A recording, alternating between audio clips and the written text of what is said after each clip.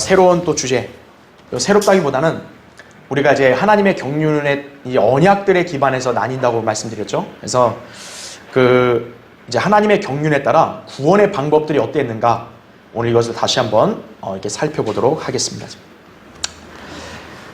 인간을 구원하실 수 있는 분은 오직 전능하신 주 하나님뿐이십니다. 하나님 외에는 그 어떤 주체도 인간을 구원할 수가 없어요.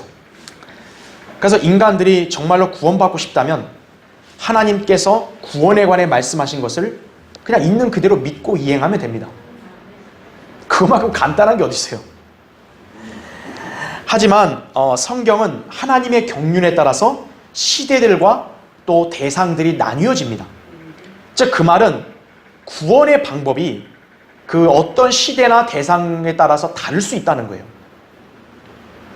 그래서 하나님께서는 그때마다 인간들에게 말씀하신 구원의 방법도 역시 다를 수밖에 없습니다. 왜냐하면 하나님의 경륜에 따라서 이렇게 시대들이 또 나뉘어지고 그러는데 당연히 하나님의 다루심도 다를 거 아니겠어요. 그러니까 인간들에게 요구되는 구원도 다를 수밖에 없겠죠. 자, 이 점에 무지한 기독교계, 오늘날 이 한국 교회들 특히 그렇죠.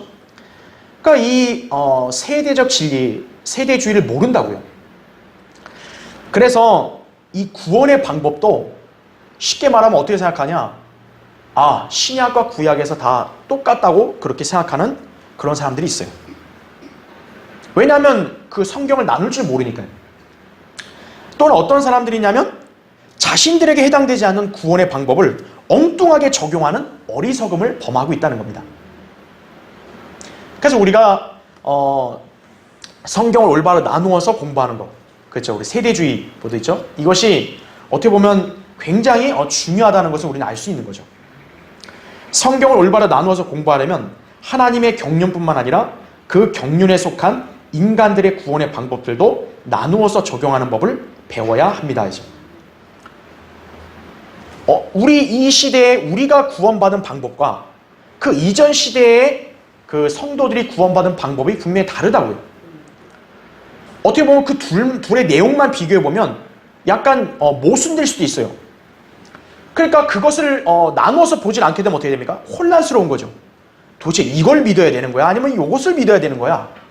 이러한 이제 혼돈이 생겨서 결국 많은 사람들이 구원받지 못하거나 또는 진리의 지식을 깨우치지 못하게 되는 것이죠. 그렇죠? 그래서 오늘 이 시간부터는 이제 하나님의 경륜에 따라서 구원의 방법들이 어떻게 나타나고 있는가, 오늘 이것을 한번 이렇게 살펴보도록 하겠습니다. 먼저 첫 번째 보시면은 이제 하나님의 경륜에 따라서 우리가 시대들이 거의 한 7개 시대로 나뉜다. 7가지 경륜들이 있다고 제가 말씀드렸었죠. 그런데 그때마다 이제 언약들은 달랐지만 구원의 방법은 7개가 다 다른 것은 아닙니다. 예. 대상은 다를 수 있지만 그래서 어떤 형태로는 이제 구원이 어느 시대는 똑같을 수도 있고요. 그래서 우리는 7개의 경륜들에 따라서 구원의 방법을 보는 게 아니라 율법 이전 시대, 그리고 율법 시대, 그리고 율법 이후 시대, 그때 어떤 방식으로 이렇게 구원을 받았는지 그것을 한번 이렇게 공부해보고자 하는 것입니다. 그래서 먼저 제가 율법 이전 시대 하기 앞서서 일단 신구약 시대에 따른 신구약 시대에 구원의 방법이 다르다는 점을 먼저 이렇게 말씀드리려고 해요. 그 밑에 첫 번째 보시면, 자, 기독교계에는 구약에서는 앞에 있는 십자가를 바라보면서 구원받았고 신약에서는 뒤로 십자가를 바라보면서 구원받았다라는 거짓 교리가 스며들었습니다. 그러니까 참 이게 얼마나 웃기는 소리인지 몰라요. 그런데 이러한 소리를 하는 사람들이 특징이 누구냐면 바로 언약신학자들이라고, 이 사람들은 성경의 전체 주제를 그리스도를 통한 구속으로 한정시킵니다. 그러니까 이 사람들이 이런 주장을 하게 된 그 원인이 뭐냐면 이 사람들은 예수님의 십자가를 굉장히 중요시해요. 물론 중요하죠. 위대하죠. 그런데 어떻게 하냐면 예수님의 십자가의 구속사역이 결국 뭐냐면 신구약 전체의 구원 방법이라는 거예요. 근데 우리가 이건 상식적으로 봐도 알 수 있잖아요. 예수님이 십자가에서 피 흘려 죽어야 이제 마침내 그 피가 효력이 있는 거 아니에요. 근데 예수님이 죽기도 전에 태어난 사람들이 예수님을 어떻게 알아요?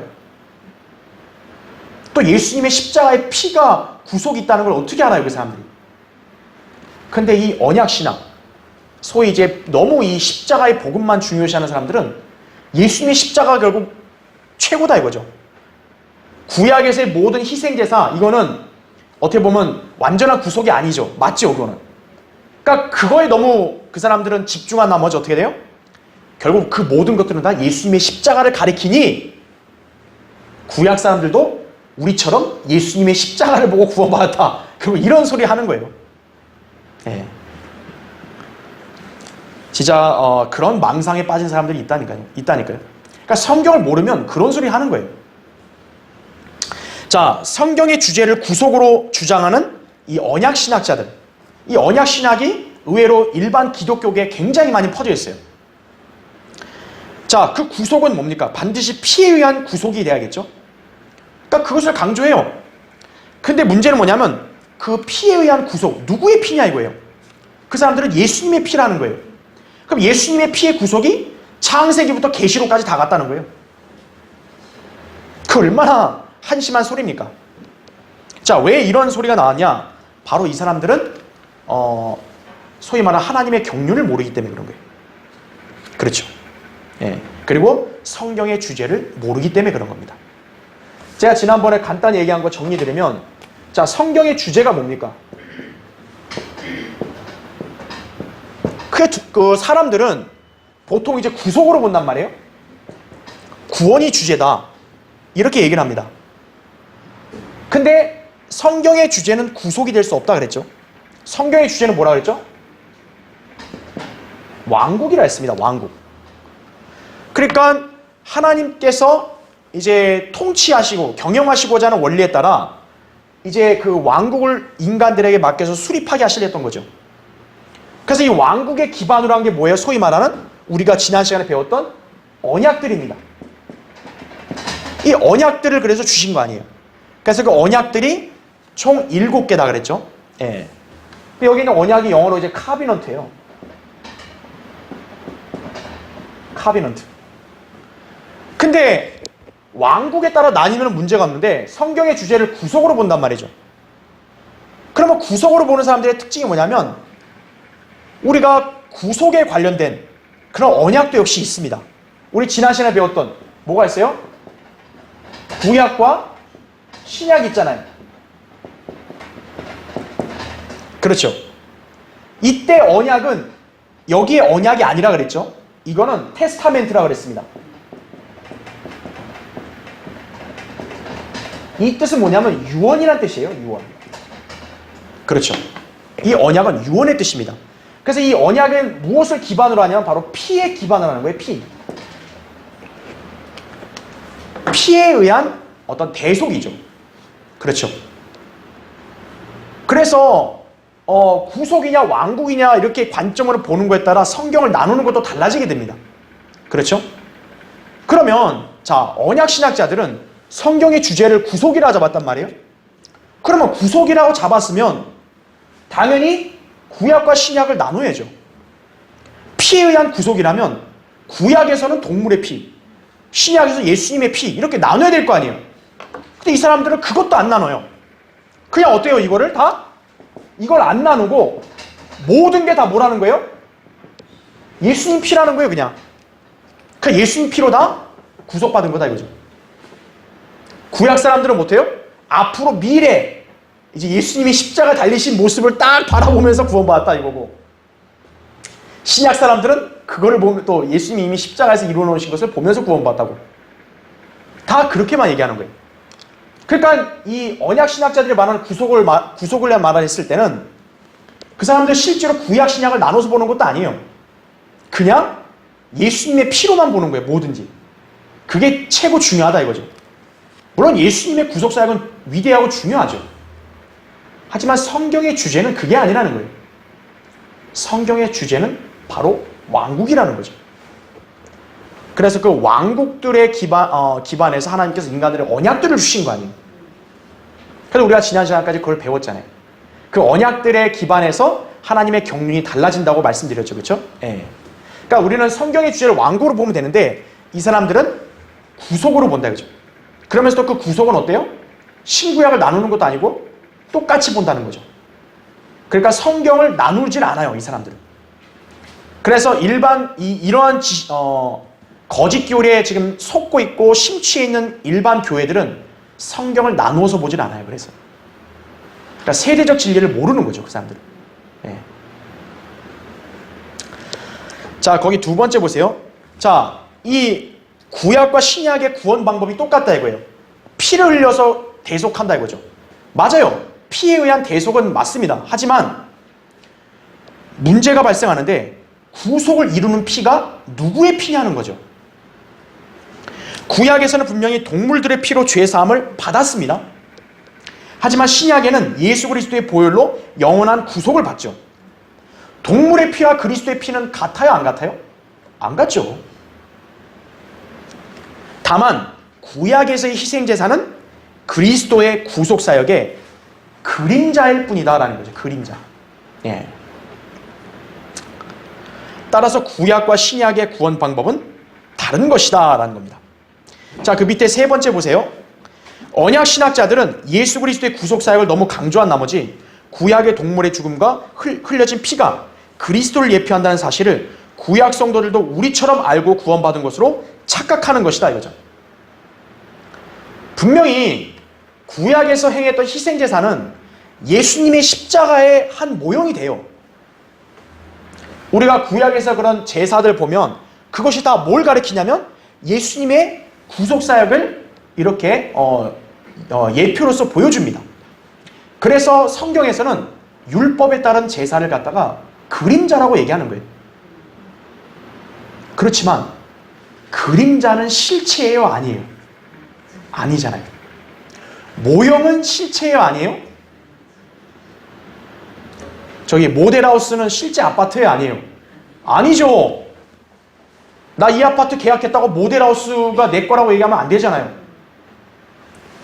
모형은 실체가 아니라고요. 구약 성도들은 자신들이 동물을 죽여서 그 피를 흘려서 죄산 받는 것을 이거는 먼 훗날 예수님이 나의 죄를 대신해서 십자가에 피 흘려 죽으신 걸 나타내는 거야. 이렇게 알고 제사 지낸 사람이 있었을까요? 단 한 사람도 없었죠. 무슨 의미인지도 몰랐어요. 단지 뭡니까? 율법에서 명령을 하니까 동물을 잡아서 번제물로 바쳐서 피를 흘려야 죄가 씻어진다니까 그냥 한 거예요. 율법에서 명령하니까 그냥 한 거라고요. 그래서 하나님께서 그렇게 하라고 해놓고 죄를 용서 안 하시겠어요? 용서하시죠. 그렇죠? 예. 그래서 언약 신학자들의 이런 주장은 엉터리다라고 보시면 돼요. 왜냐하면요, 실제 소위 뭐 성경을 좀 공부했다, 안다고 한 사람들이 좀 아는 체 하려고 이런 소리 많이 한다고요. 예수님의 십자가의 사역이 위대하니까 구약 사람들도 그걸 보고 구원받았다고 그따구 소리 한다고요. 그럼 여러분들은 딱 그냥 무시해버리면 되는 거예요. 예. 분명히 신구약 시대에는 구원의 방법이 다르다라는 거죠. 그럼 볼까요? 네 번째, 구약 시대의 구원 방법과 신약 교회 시대의 구원 방법이 서로 다른 것은 확연한 차이를 보여주는 다음의 구원에 관한 교리를 통해서도 확인이 됩니다. 자, 구약과 신약의 구원 방법이 똑같다면 구약 성도와 신약 성도의 그런 상태도 똑같아야 될 거 아니에요. 근데 그러냐 이거예요, 과연. 그 밑에 보세요. 첫 번째, 구약에서의 죄인과 의인의 의미는 신약과 달라요. 일단 신약에서는 모든 사람이 죄인이라고 했습니다. 로마서 3장 거기 23절에 나오죠. 그래서 10절에도 의인은 없나니 없도다, 한 사람도 없도다 그랬어요. 반면에 구약에서는 어떨까요? 죄인이 나오고 또 의인도 나와요. 신약에서는 분명히 모든 사람이 죄인이라 했잖아요. 의인은 한 명도 없다 그랬잖아요. 하지만 구약에서는 의인이라고 말씀하는 구절들이 많아요. 그러면 그 사람들이 의인으로 인정받는 기준이 뭐냐면 바로 자기 행위였다는 거죠. 그래서 구약은 자기 행위에 따라서 의인도 될 수 있고 악인도 될 수 있었던 거예요. 그 밑에 보세요. 두 번째, 구약에서는 성도들에게 자기 믿음이 있었습니다. 우리가 아주 유명하게 많이 잘 아는 구절이 뭐예요? 의인은 믿음으로 말미암아 살리라 그랬잖아요. 이 구절이 성경에서 총 4번 나오는데요. 그 중에 3번이 신약에 나오고요. 한 번이 구약에 나옵니다. 그때 하박국 2장 4절이 바로 그 구절인데, 하박국 2장 4절에는 뭐라고 나오냐면 의인은 자기 믿음으로 말미암아 살리라, 자기라는 말이 들어가요. 근데 신약에서는 자기라는 말을 빼요. 왜냐하면 신약에서는 행위로 의롭게 될 수 있는 사람이 되는 시대가 아니기 때문에 그런 거예요. 하지만 구약에서는 자기 믿음, 즉 자기가 직접 행위로 입증하는 그 믿음이 있으면 그 사람은 의인이 되는 거예요. 그게 차이였다 이거죠. 자, 신약에서는 예수 그리스도를 믿는 믿음만이 효력을 가지는 거죠. 그래서 갈라디아서 2장에도 율법의 행위로는 아무 육체도 의롭게 될 수 없다 그랬죠. 반면에 구약은 어때요? 율법의 행위로 의롭게 될 수 있던 거예요. 교회 시대에 우리가 가진 믿음은 우리의 믿음이기 전에 하나님께서 선물로 주신 믿음이며 주 예수 그리스도께서 주체가 되시는 믿음이다 이거죠. 이게 다른 거예요. 구약의 믿음은 자기의 행함으로 나타낼 수 있는 믿음이었던 반면 신약에서의 믿음은 그 믿음 자체도 하나님의 선물이에요. 즉 어떤 믿음이냐면 구원받을 수 있는 믿음이에요. 에베소 2장 8, 9절에 보면 너희가 믿음으로 말미암아 은혜로 구원을 받았으니 이것은 너에게서 난 것이 아니요 하나님의 선물이라 그랬죠. 그 말인즉 자신이 복음을 듣고 예수 그리스도를 믿겠다고 결심을 하잖아요. 그러면 그 사람이 예수 그리스도를 믿겠다는 그 결심했을 때 그 믿음도 하나님이 선물로 주시는 거예요. 그러니까 그 사람이 그래서 그 믿음으로 구원받을 수 있는 거예요. 자기가 무슨 노력을 해가지고 구원에 이르는 게 아니라는 거죠. 그게 구약의 믿음과 신약의 믿음의 차이예요. 그러니까 믿음의 질도 이렇게 차이가 나는데 어떻게 구약 성도와 신약 성도의 구원이 똑같냐고요. 말이 안 되죠. 그 밑에 맨 세 번째 보면요. 구약은 성도들의 순종으로 인한 자기 의가 있었다 이거죠. 하지만요. 다음 페이지 보시면 교회 시대에는 예수 그리스도를 믿는 믿음을 통한 하나님의 의만이 효력이 있다 이거죠. 또한 예수님께서 친히 우리의 구원의 근거가 되신다. 네. 구약은 자기의 행함으로 자기의 의를 나타내면 그 사람은 의인으로 인정받은 거예요. 자, 한번 찾아볼까요? 성경에 에스겔을 한번 보세요. 거기에.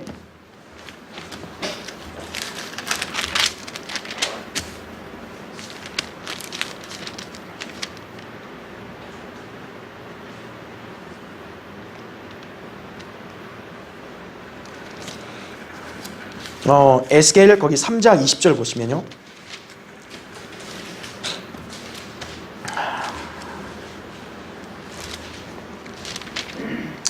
에스겔 3장 20절에 또한 의인이 자기 의로부터 돌이켜 죄악을 범하면 내가 그 앞에 방해물을 놓으리니 그가 죽으리라.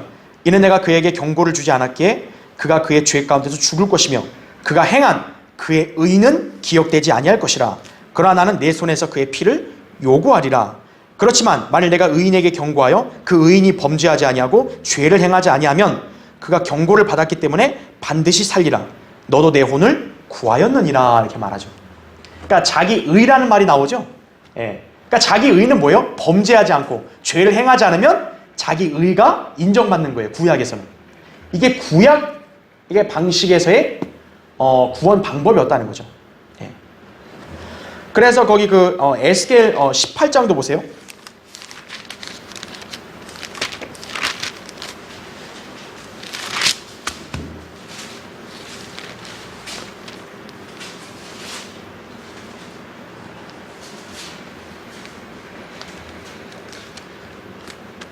자, 에스겔 18장 20절 보면요. 범죄하는 혼은 죽으리라. 아들이 아비의 죄악을 지지 아니할 것이며 아비도 아들의 죄악을 지지 아니할 것이니 의인의 의는 그에게 있고 악인의 악도 그에게 있으리라 그랬죠. 의인과 악인이 구분되면서 의인의 의도 있고 악인의 악도 있다고 말하죠. 하지만 신약은 모든 사람이 죄인이고 의인은 한 명도 없다 그러잖아요. 그렇죠? 이게 차이점이었다 이죠. 자, 그 네 번째 보세요. 구약에서는 동물의 피로 불완전한 속죄를 드렸죠. 하지만 신약에서는 예수 그리스도의 보혈로 단번에 모든 죄들이 영원히 제거되었다 이거죠. 동물의 피는 죄를 제거하는 게 불가능하다고 분명히 말씀하죠. 하지만 죄 용서는 돼요, 안 돼요? 죄 용서는 됐다고요. 그게 구약시대에 살던 사람들이 구원받을 수 있는 방법이었고, 신약시대는 뭡니까? 이미 예수님이 한 번 죽으시고 피 흘리셨기 때문에 그게 완전한 구속이 되니까 더 이상 예수님이 또 죽으실 이유가 없다 이거죠. 그 피를 믿고 그분을 영접하면 구원받는 것이에요. 단번에 죄가 사함 받고 하나님의 의를 받는다 이거죠. 그래서 신약에서는 자기 의로 구원받는 건 없어요. 하나님의 의로 구원받은 거죠. 구약은 자기 의로 구원받는 거예요. 그래서 구약 시대는 자기 믿음이 있어야 돼요. 그래서 다섯 번째요. 구약에서는 육체 할례를 받았죠. 아브라함의 자손들은 어때요? 난지 8일 만에 할례를 받음으로써 아브라함의 자손이라는 걸 입증하는 거죠. 그래서 이스라엘 백성이 된 거 아니에요. 하지만 신약에서 그리스도인은 육체 할례를 받는 게 아니라 영적인 할례를 받는다라는 거죠. 여섯 번째, 구약에서는 거듭남도 성령의 인치심과 영원한 내주하심도 없으나, 그렇죠, 신약에는 뭐예요? 모두 있다 이거죠. 일곱 번째, 구약에서는 성도가 구원을 확정받지 못하고 하나님의 아들이 되지 못했죠. 그러나 신약에서는 구원이 확정적이고 하나님의 아들이 되며 그리스도 안으로 들어가 주님과 영적으로 하나가 됩니다. 다르죠. 여덟 번째요. 구약에서는 구원받은 성도가 죽은 후에 어디로 가요? 아브라함의 품이라고 하는 지하 낙원으로 옮겨지죠. 하지만 교회 시대에는 곧바로 구원받은 사람이 죽으면 혼이 어디로 가요? 셋째 하늘에 있는 낙원으로 가죠. 다르죠. 그래서 신구약 시대의 구원의 방법은 다른 것이다 이거죠. 자, 이 여러분 관점을 먼저 여러분이 전제로 딱 두고 이제 본격적으로 하나님의 경륜에 따라서 구원의 방법들이 시대마다 어떻게 다른지 그거를 보셔야 한다 이거죠. 자, 그럼 이제 오늘 이제 첫 번째 먼저 율법 이전 시대의 구원을 이제 보시겠습니다. 자, 다음 시간에는 율법 시대 구원을 볼 거고요. 자, 오늘 거기 보면 2번에 율법 이전 시대의 구원 보겠습니다. 자, 율법 이전 시대라 하면 당연히 출애굽기에 모세가 이스라엘 백성들을 출애굽 같이 하고 나서 시내산에서 율법을 받기 이전이겠죠. 그렇죠. 그럼 그 이전 시대에 어떻게 구원받았냐 이거예요. 우리는 흔히 알기로 쉽게 알기로 뭐예요? 율법을 지키는 구원받고, 지금 이 시대는 예수님을 믿으면 구원받고, 그냥 그거는 딱 단순하게 아는데, 그러면 율법이 있기 이전 시대는 어땠냐 이거죠. 자, 한번 볼게요. 첫 번째, 우리가 세 사람을 예로 들라고 합니다. 먼저 첫 번째 사람은 아담입니다. 자, 아담이 타락하기 이전인 무죄 시대는 어떨까요? 굳이 구원이 필요 없었습니다, 사실은. 왜냐하면 아담과 이브에게는 아직 죄가 발견되지 않았기 때문이죠. 다만 하나님께서는 아담에게 한 가지 명령만 주십니다. 동산의 모든 나무에서 나는 것을 내가 마음대로 먹을 수 있으나 선과 악의 지식의 나무에서 나는 것은 먹지 말라. 창세기 2장 16절 17절 말씀. 그러니까 아담이 지켜야 할 거는 한 가지예요. 선과 악의 지식의 나무에 나는 것을 먹지 말라 이거죠. 그 한 가지를 지키면 죄 없는 상태로 꾸준히 가는 건데 안 지켰기 때문에 어때요? 죄가 들어온 거죠. 그 밑에 보세요. 첫 번째, 하나님께서 아담에게 주신 명령과 계시에는요, 예수 그리스도를 믿는 믿음 같은 내용이 있어요, 없어요? 아담에게 아담아, 앞으로 장차 나타날 어린 양이신 예수 그리스도를 믿으라 이랬어요? 근데 어떻게 신구약의 구원 방법이 똑같냐고요, 어떻게? 심지어 지금 아담에게는 하나님을 믿으란 말도 없어요. 왜 그럴까요?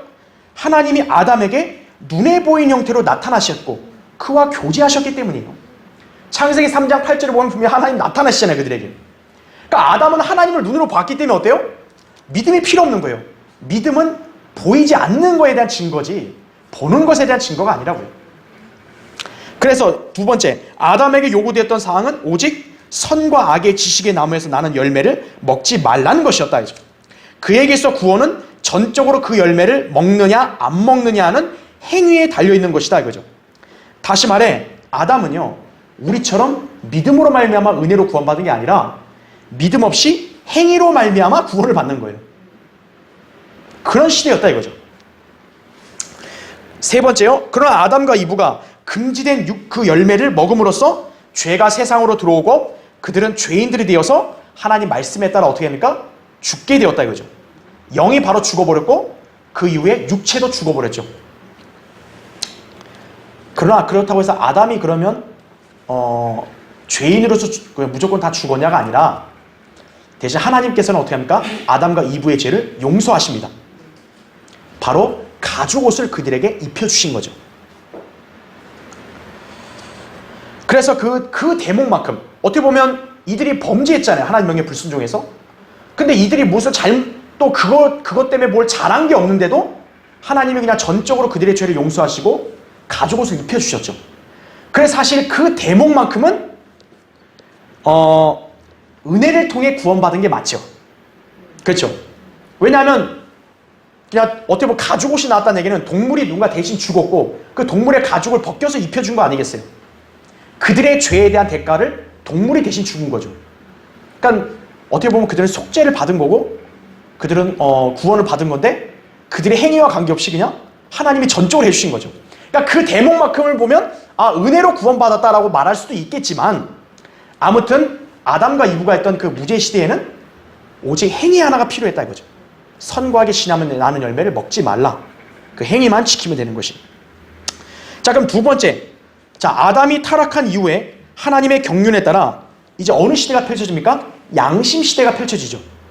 선과 악의 지식의 나무에서 난 열매를 먹는 순간 그들은 이미 선과 악을 아는 양심이 생겼기 때문에 이제는 그들이 그 양심에 따라 하나님 앞에 심판받아야 되는 것이. 그래서 양심 시대가 그 이후부터 펼쳐졌다라는 거죠. 그럼 이 시대의 구원은 당연히 뭡니까? 양심에 따라서 옳게 반응하고 행동해야겠죠. 자, 우리는 노아의 경우를 이제 예로 들어서 볼 수 있습니다. 그 맨 밑에 첫 번째 보시면 노아는 당시 양심에 역행하여 극악한 죄악으로 물든 세상의 풍조를 따랐어요? 안 따랐어요? 안 따랐습니다. 당시 세상은요 완전히 양심에 어긋나게 악을 너무 행하는 거예요. 그러니까 하나님께서 오죽하면 인간들을 지으신 걸 후회하신 거예요.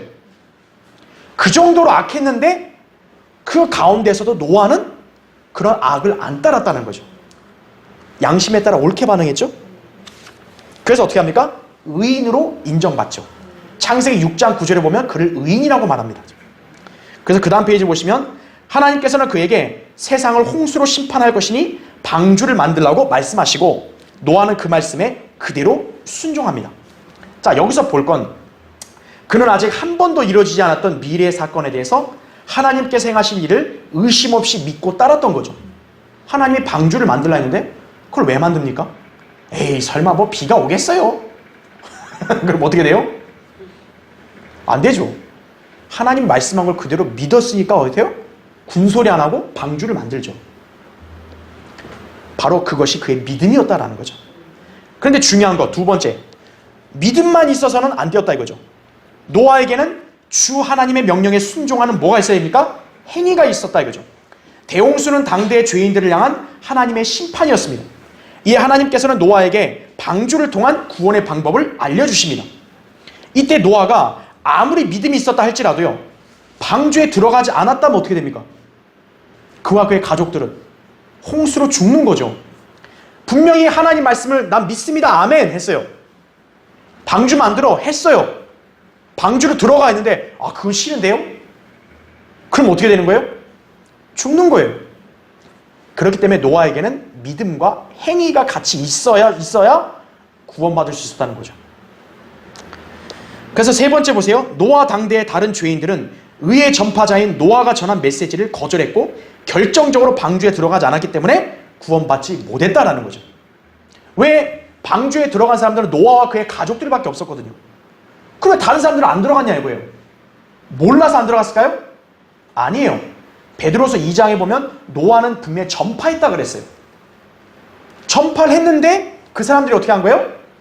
안 믿고 그대로 행하지 않았던 거죠. 그러니까 결국 그들이 자초한 거죠.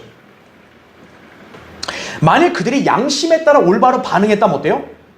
노아처럼 하나님 말씀에 순종하고 행해야죠. 그러니까 양심이 더럽혀지니까 어때요? 노아처럼 의인으로서 행하지 않은 거죠. 그러니까 양심이었다 이거죠. 자, 네 번째, 따라서 신구약 시대에 모두 예수 그리스도를 믿음으로 구원받았다는 주장은 뭐에 불과해요? 헛소리. 누가 이런 소리 하면요, 선생님 입에서 지금 헛소리가 나오네요. 이렇게 얘기하시면 되는 거예요. 예.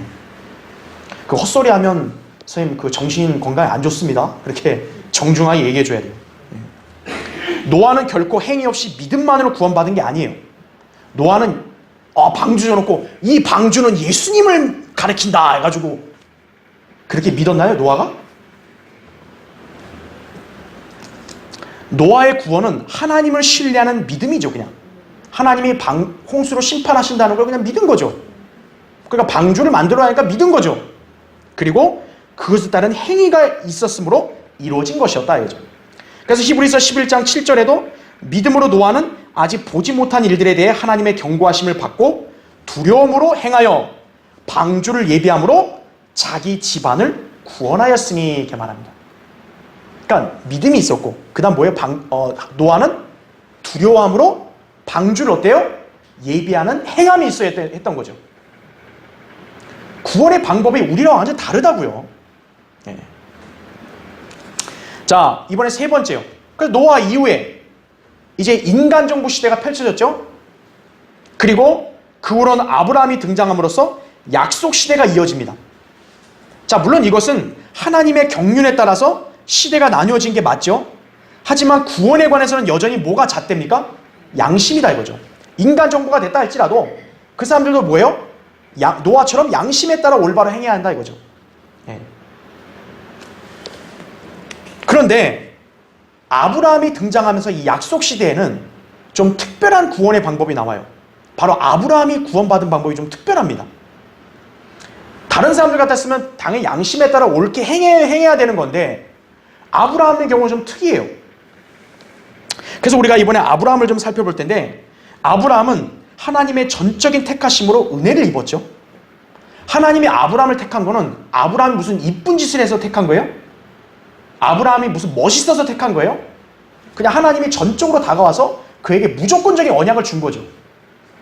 그 대목은 분명히 은혜죠. 그러니까 마치 이 모습은 신약의 그리스도인의 구원과 유사하다고 보이니까 아브라함이 구원받은 거하고 우리가 구원받은 게 똑같다 이렇게 생각하는 사람들이 있어요. 하지만 엄밀히 말하면 아브라함이 구원받았을 때와 우리가 구원받은 거하고는 다르다는 걸 아셔야 합니다. 자, 왜 그런지 볼게요. 밑에 첫 번째 창세기 15장 6절에 따르면 아브라함은 믿음으로 의를 인정받게 됩니다. 이것은 그의 의로운 행실과는 달리 하나님의 은혜라고 볼 수도 있죠. 그래서 로마서와 갈라디아서에서는 신약의 의롭게 됨을 증명하는 구약의 사례로 아브라함의 믿음을 제시하고 있고 아브라함의 믿음과 의를 근거로 구약과 신약의 구원이 똑같다고 주장하는 자들도 있는 것입니다.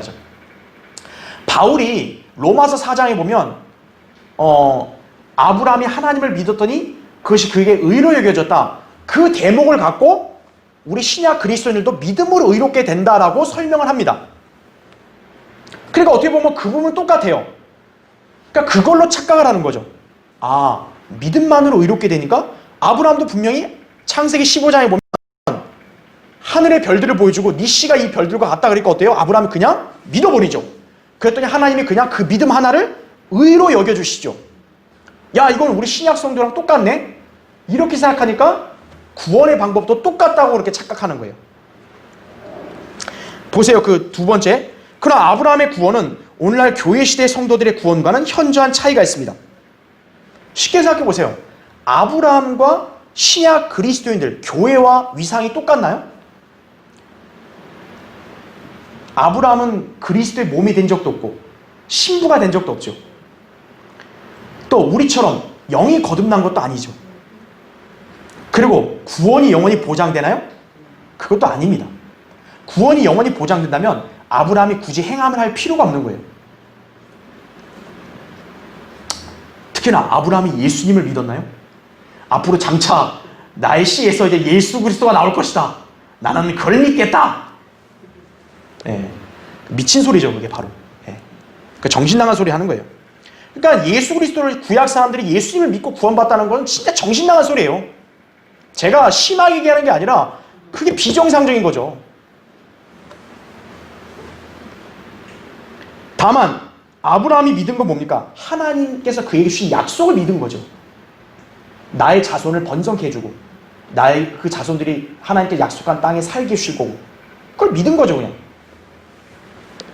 자, 세 번째 보세요. 아브라함의 의롭게 됨과 신약의 의롭게 됨은 분명히 다르다. 이는 아브라함의 의롭게 됨은 전적인 믿음으로만이 아니라 그의 행함으로 완성되었고 믿는 즉시 이루어지는 게 아니라 행위가 나타날 때까지 시간적인 차이가 발생했기 때문이다라는 거예요. 자, 이것은 제가 좀 간단하게 도표로 설명을 드리면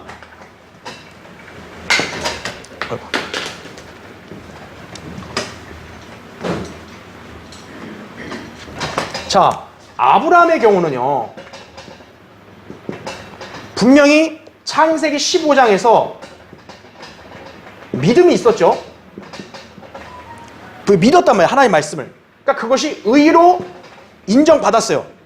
그런데 이 의로 인정받았지만 아브라함이 의롭게 된 것이 여기서 끝난 게 아니라는 거예요. 시간이 흘러서 어때요? 창세기 22장에서 아브라함 어떻게 합니까? 자기 독자의 이삭을 하나님 명령에 따라 바쳤죠. 행위를 했죠.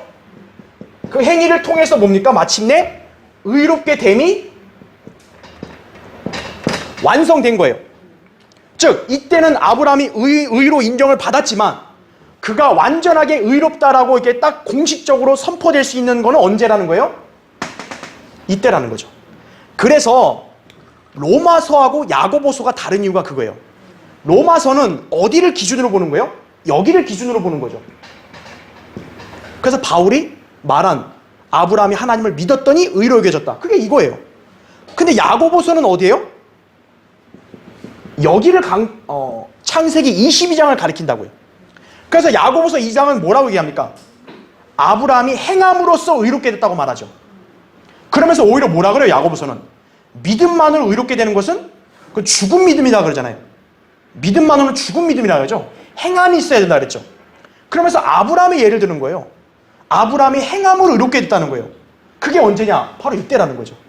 그러니까 로마서하고 야고보서가 차이가 나는 이유가 뭐냐면 바로 로마서는 이 부분을 강조해서 신약 성도들도 행함이 필요 없이 믿음만으로 의롭게 된다라는 그 사실, 그 현상을 좀 쉽게 설명하기 위해서 구약의 아브라함의 이 사건을 예로 든 것뿐이에요. 하지만 야고보서는 어때요? 이거는 신약 성도가 아니라 환난 성도들, 구약 성도들이 구원받는 방법 아니에요.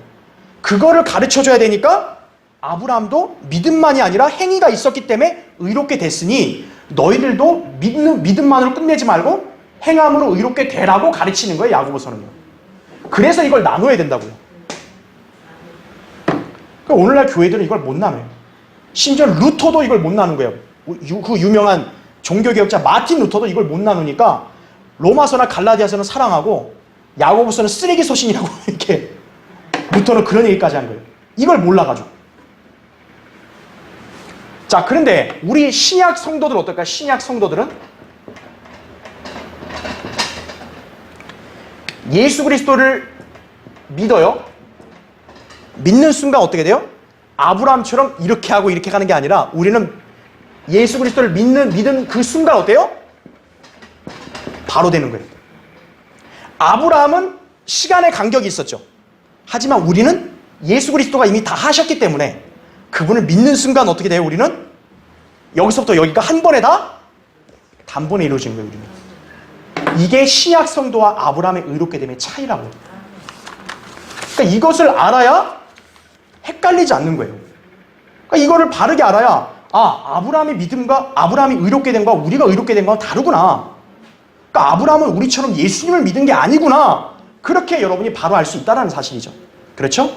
이것이 어떻게 보면 이제 율법 이전 시대 우리가 대표적으로 이 세 사람들의 구원받은 방법을 본 것이 결코 신약 성도와 다른 것이 같지 않다라는 것을 여러분 잘 기억해야 합니다. 그렇죠?